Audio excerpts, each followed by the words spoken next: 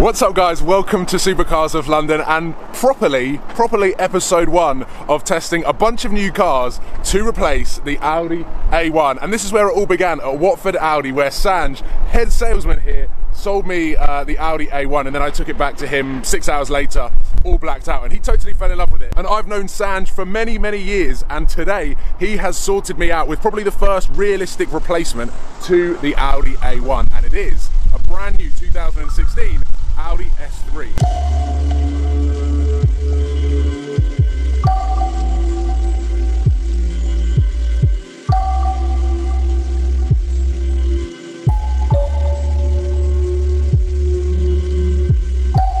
First things first, as you can notice, this is the 4-door version of the S3. It also comes in a 2-door, exactly the same as the A1. It is going to be a really interesting prospect to drive a car, considering for a daily, that has 4 doors. Is that something that I will be looking for? The Porsche certainly did not have 4 doors. It's also got a very nice sunroof, which is currently open at the moment, so fingers crossed we can really get to grips with this car. The steering wheel I absolutely love, and we've got the virtual cockpit as well. So the RS3, the new facelifted RS3, will have the virtual cockpit as well, which has just gone off, but that is the steering wheel. Inside the Audi S3, it's very similar controls to every single other Audi that is in the range because they are uniform.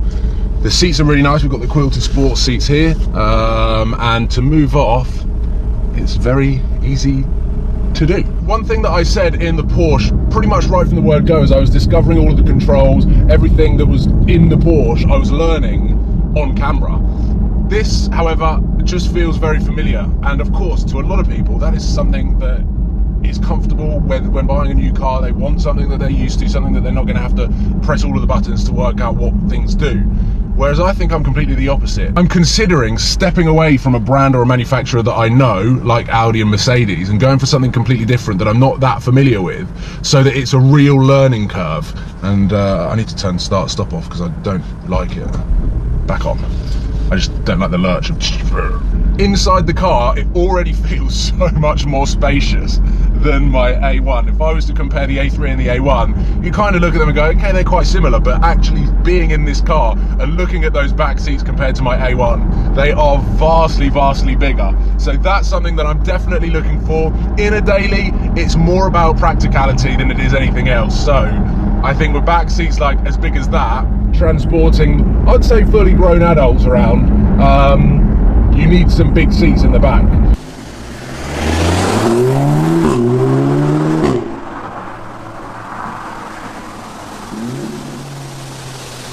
This is definitely a lot punchier than my A1. This is about 40% throttle, a lovely fart from the upshift exhaust, and I'm in manual. I have no idea what sort of drive select we're using at the moment. I can imagine, oh, we're in dynamic. Excellent. Let's go into manual.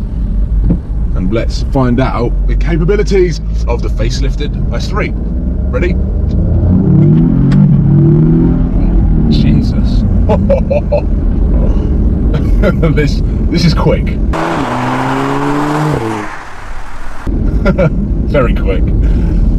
That was a first sort of full throttle acceleration. Not entirely sure at what revs I changed gear, but wow. For a large hatchback, I'd say this is a large hatchback. We'll call the A1 a small hatchback or a city car. This is really fast. Actually, I'm going to go around this roundabout. Here we go, Quattro. It's grippy. Grippy and not much understeer. Not much understeer at all. And power-wise, this is definitely all the power you need in the daily. Oh my god. Woo.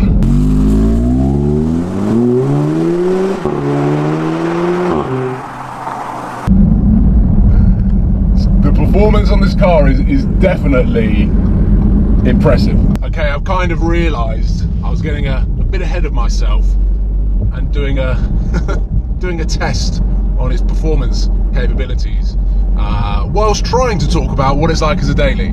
However, now I have put the car in comfort mode using the drive select. I've got comfort, auto, dynamic, individual, efficiency, had that in my A1 as well. But in the A1 I had efficiency, auto and dynamic. So the drive select has obviously become a lot more intelligent in these cars. And I'm driving around in comfort mode now. Obviously that softens the suspension a little bit, lightens up the steering. I assume the valves on the exhaust system aren't as prominent as they have been. Take that off. Very well spec'd, quite relaxing. The seats are nice. Powerful. Space. If I was to consider the facelifted RS3, so brand new RS3, top of the range, upgraded power, upgraded performance, upgraded technology, and of course facelifted, you are going to be looking at a March, April, May delivery. So you cannot get a new facelifted RS3 for quite some time. So if we're talking about the entire A3 family, in a weird way, the S3 I think is inching ahead against the RS3, purely because the facelifted RS3 isn't available until Q1 and Q2 of next year. And of course the used one, well, in 6 months' time is going to be the old one. Let's summarise the Audi S3 as a contender to replace the A1. Is it exciting enough to replace the Audi A1? I would probably say no, because it's the natural progression from an A1. I want something that will excite me. Let's put it back into auto. Fundamentally, as a car, this is near enough. I'm going to say it, even though I've just said that this isn't the right car for me to replace the A1 with, but it's almost a perfect daily. It is almost a perfect daily. It's just because if I was moving from an A-Class Mercedes, or if I was moving from a 1 Series BMW, this would definitely be up there as one of the cars that I would want to change to, because the technology, the way this car is built, how this car performs, how this car handles, and how it sounds, it's wicked. It is really, really good fun. I'm actually going to, come on, I want to put it back into comfort mode. It is tons and tons of fun, loads of space, a lot of power. So if you wanted to ferry your friends around, but still put your foot down and be one of the quickest cars on the road, of course with a remap and exhaust system, which I do love to do, it would sound awesome. It would sound really, really cool. First test done. I think this is a wicked car, but would I change the A1 for it? I think not. This is logical, this is an obvious upgrade from the A1, but I think it's a no. So make sure that you tune in for the next episode of, there's no real name for this series, but anyway, the next car that I'm going to test to be the replacement to the Audi A1 is coming very soon, so make sure that you give this a thumbs up and subscribe if you haven't already, and put your suggestions or your comments or your opinions on the S3 in the comment box below. I look forward to checking them all out, seeing if you've got any other suggestions on what cars you want to see me test next.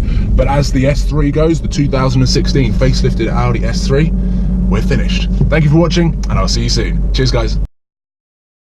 This button, I was told about this button, I've just pressed it, and it's an experience. So I wanted to put it on camera, that this button is called Sports Response, and is in the same sort of league as NOS. This button here gives you a 20-second boost of all of the performance and turbo power that you can have on a car. It gives you 20 seconds of it for you to